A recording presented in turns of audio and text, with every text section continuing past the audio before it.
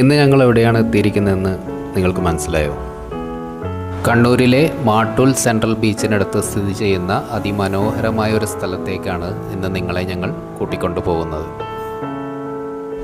ഈ പോകുന്ന വഴികളിൽ നിരവധി ഫുഡ് കോർട്ടുകൾ പ്രവർത്തിക്കുന്നുണ്ട്. ഇതാണ് കണ്ണൂർ മാട്ടൂലിലെ സെൻട്രൽ ബീച്ച്.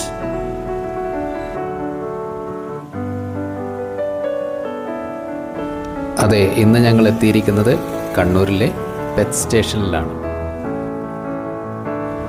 ഞങ്ങൾ ടിക്കറ്റ് എടുക്കാനായി ടിക്കറ്റ് കൗണ്ടറിലേക്ക് ചെന്നു.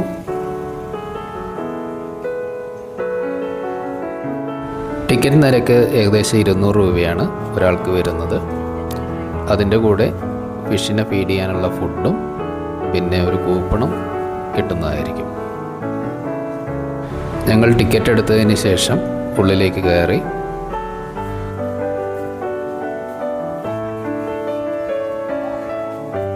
കുട്ടികൾക്കും കുടുംബങ്ങൾക്കും ഒരുപോലെ ആസ്വദിക്കാൻ പറ്റിയ കണ്ണൂരിലെ ഒരു മികച്ച സ്പോട്ടാണിത്.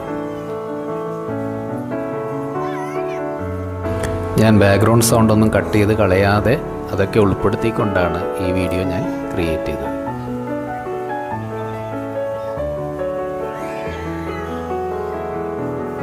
കടൽ തീരത്തായതുകൊണ്ട് തന്നെ നല്ല കാറ്റാണ് ഇവിടെ കേട്ടോ.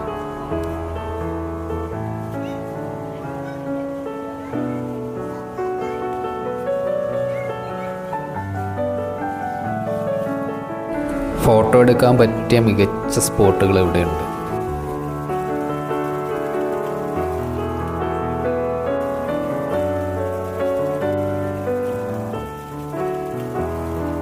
മെയിൻ എൻട്രൻസിൻ്റെ അവിടെ തന്നെ ഐസ്ക്രീമും കൂൾ ഡ്രിങ്ക്സും ഒക്കെ കിട്ടുന്ന ഒരു കട പ്രവർത്തിക്കുന്നുണ്ട്.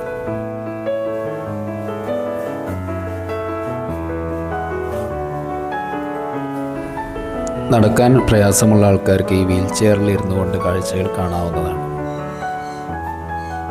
വിവിധ തരം അത്യപൂർവമായ പക്ഷികളും മൃഗങ്ങളും അക്വേറിയം മീനുകളും റെപ്റ്റൈൽസുകളും എന്നിവയുടെ ഒരു വൻ ശേഖരം തന്നെ ഇവിടെ ഒരുക്കിയിട്ടുണ്ട്. ഇത് വൈറ്റ് റാക്കൂണാണ് കേട്ടോ. ഗ്ലാസ്സിൽ റിഫ്ലക്ഷൻ അടിക്കുന്നതിനാൽ കുറച്ച് ക്ലാരിറ്റി പ്രശ്നമുണ്ട്. നെക്സ്റ്റ് ഞങ്ങൾ ഫിഷിന് ഫുഡ് കൊടുക്കാൻ പോവുകയാണ്. ആ ഫിഷ് ഏതാണെന്ന് നിങ്ങൾ കണ്ടു നോക്കും.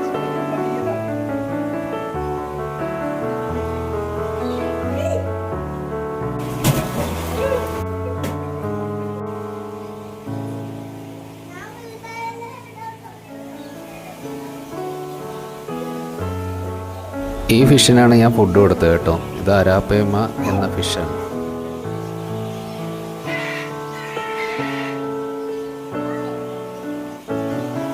ഇവിടെ പലതരത്തിൽപ്പെട്ട അത്യപൂർവമായ പക്ഷി ഇനങ്ങളെ കാണാൻ സാധിക്കുന്നതാണ്.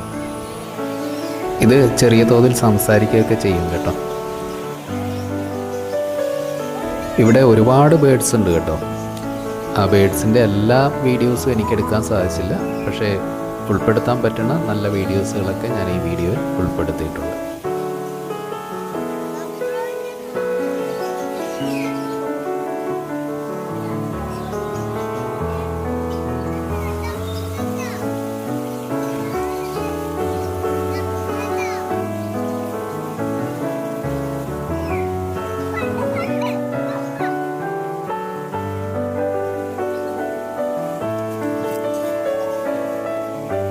ഗ്ലാസ്സിലൊന്നും ടച്ച് ചെയ്യാൻ പാടില്ല എന്നുള്ള സൈൻ എല്ലാ ഗ്ലാസിൻ്റെ മുകളിലും കൊടുത്തിട്ടുണ്ട് കേട്ടോ.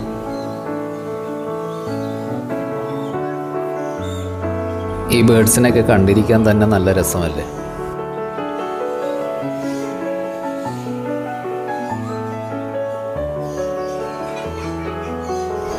ഈ കഴുതയും ഈ കുതിരയും മുഖം തിരിഞ്ഞ് നിൽപ്പാണ്. എന്തോ ദേഷ്യത്തിലാണെന്ന് തോന്നുന്നു.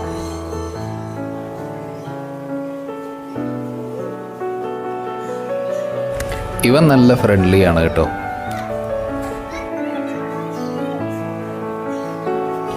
അനിയൻകുട്ടനും തൊടണമെന്നുണ്ട്, പക്ഷെ അവന് ചെറിയൊരു പേടിയും ഉണ്ട്.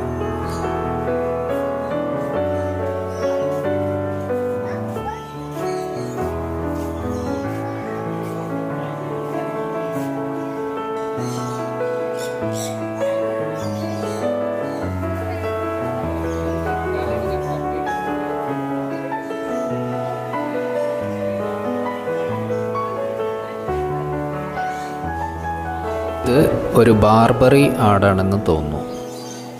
പെറ്റ് സ്റ്റേഷനിലെ ഒരു മെയിൻ അട്രാക്ഷനാണ് ഈ 4 കൊമ്പുള്ള ആട്.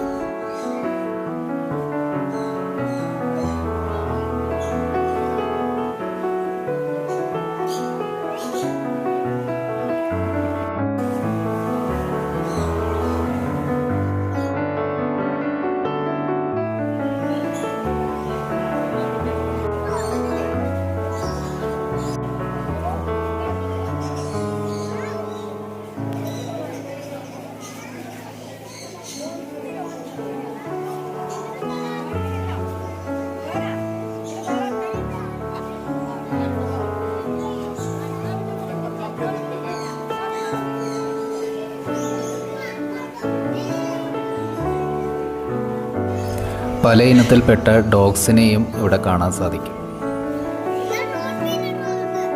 രാത്രി സമയങ്ങളിലെ ഈ ഡോഗ്സിനൊക്കെ പുറത്തിറക്കാറുള്ളൂ എന്നാണ് ഞാൻ അന്വേഷിച്ചപ്പോൾ എനിക്ക് മനസ്സിലായത്.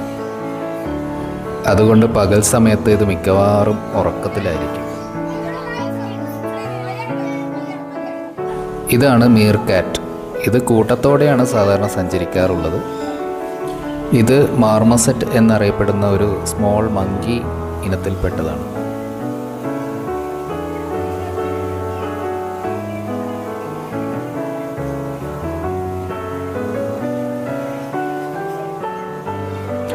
പല ടൈപ്പിൽപ്പെട്ട ആമകളും ഇവിടെ കാണാൻ സാധിക്കും. പല ടൈപ്പിൽപ്പെട്ട സ്ക്വിരൽസിനെയും ഇവിടെ കാണാൻ സാധിക്കും. ഇതിൻ്റെ പേരുകളൊക്കെ അറിയാവുന്നവരുണ്ടെങ്കിൽ ഒന്ന് കമൻറ്റ് ചെയ്യണേ. എന്നെ ഏറ്റവും കൂടുതൽ ആകർഷിച്ചത് ഈ കോഴിയാണ് കേട്ടോ. ഒരു ചെറിയ കോഴി. ഇതിനെ എടുത്ത് പോക്കറ്റിലിടാൻ തോന്നും, അത്രയും ചെറുതാണിത്.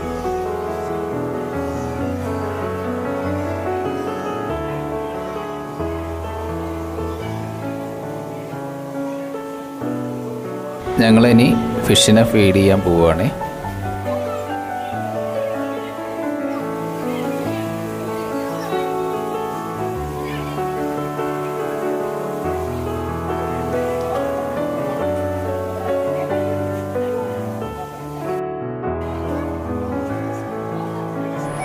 ഇത് ബുഷ് ബേബി എന്നാണ് അറിയപ്പെടുന്നത് കേട്ടോ.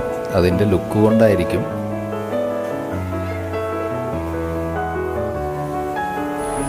പല ഇനത്തിൽപ്പെട്ട പ്രാവ് ഐറ്റംസിനെയും ഇവിടെ കാണാൻ സാധിക്കും.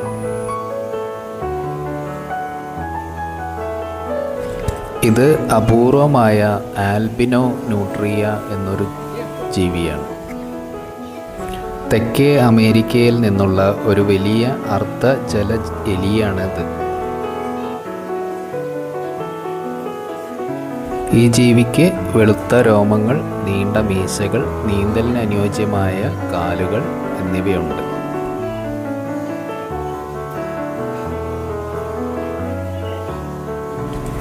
ഇതിൻ്റെ കളികൾ നോക്കി ഞാൻ കുറച്ച് സമയം അവിടെ തന്നെ നിന്നു.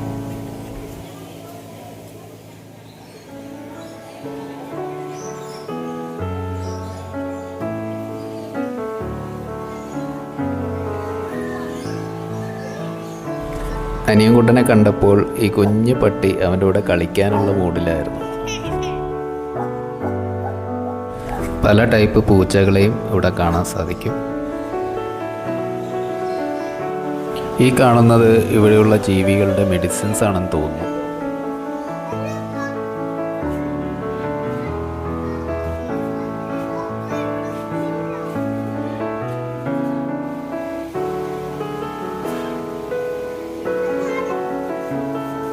ഇതാണ് കംബോഡിയൻ സ്ക്വിരൽ. നല്ല ക്യൂട്ടാണ് അതിനെ കാണാനായിട്ട്.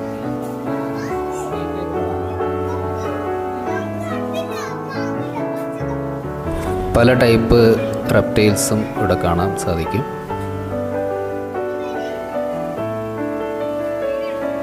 ഇതിൻ്റെയൊക്കെ പേരുകൾ അറിയാവുന്നവരുണ്ടെങ്കിൽ തീർച്ചയായും കമൻറ്റ് ബോക്സിൽ ടൈപ്പ് ചെയ്യണേ.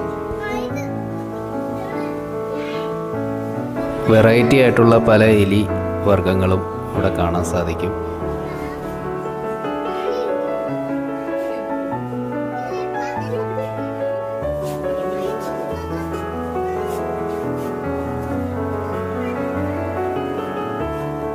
ഇതെന്താണെന്ന് എനിക്ക് ആദ്യം മനസ്സിലായില്ല. ഒന്ന് നോക്കിയപ്പോഴാണ് മനസ്സിലായത് ഇത് ഒരു മുയൽ ഇനത്തിൽപ്പെട്ടതാണ്.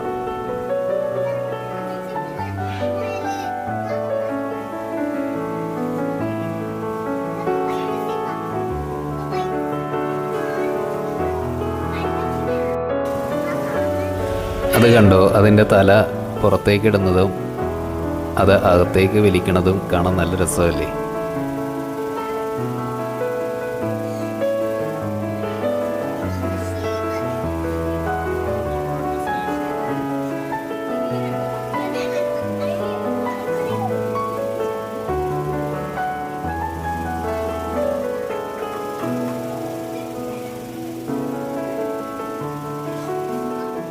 ഇതാണ് സ്ക്വിരൽ മങ്കി.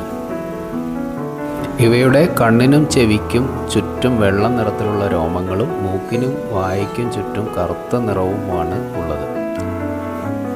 ദൂരെ ഒരു വേഴാമ്പലിനെ കാണുന്നുണ്ട്. ഇത് റെഡ് ഹാൻഡഡ് ടാമറിൻ അല്ലെങ്കിൽ ഗോൾഡൻ ഹാൻഡഡ് ടാമറിൻ എന്നറിയപ്പെടുന്ന ഒരു ചെറിയ കുരങ്ങാണ്.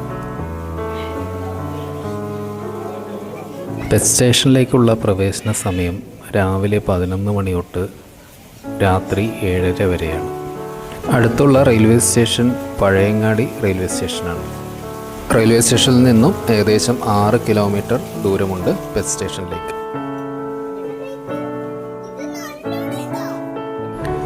ഇപ്പോൾ ഞങ്ങൾ എത്തിയിരിക്കുന്നത് പെറ്റ് സ്റ്റേഷൻ്റെ അകത്ത് തന്നെ പ്രവർത്തിക്കുന്ന ഒരു ചെറിയൊരു ഷോപ്പിംഗ് സെൻറ്ററിലാണ്.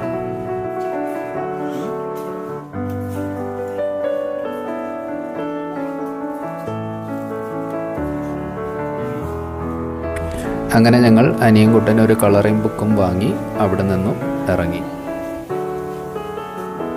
ഇവൻ വന്ന സമയത്ത് ഞങ്ങളെ മൈൻഡ് ചെയ്തില്ലായിരുന്നു, പക്ഷെ ഇപ്പോൾ നല്ല ഫ്രണ്ട്ലി ആയി. ഞങ്ങൾ ബസ് സ്റ്റേഷൻ്റെ അകത്തായിരുന്ന സമയത്ത് പുറത്ത് നല്ല മഴയായിരുന്നു. ഇപ്പോൾ മഴ നിന്നു, പക്ഷെ നല്ല കാറ്റുണ്ട്.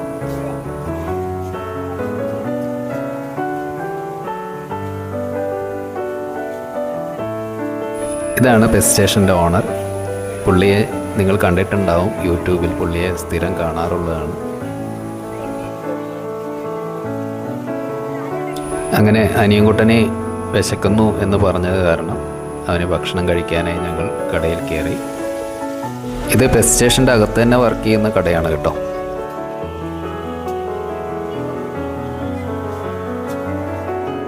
അങ്ങനെ ഞങ്ങൾ ഫുഡും കഴിച്ച് ഇവിടെ നിന്ന് ഇറങ്ങുകയാണ്. ഇനി നെക്സ്റ്റ് ലൊക്കേഷനുമായി വീണ്ടും വേറൊരു വീഡിയോയിൽ കാണാം. ബൈ.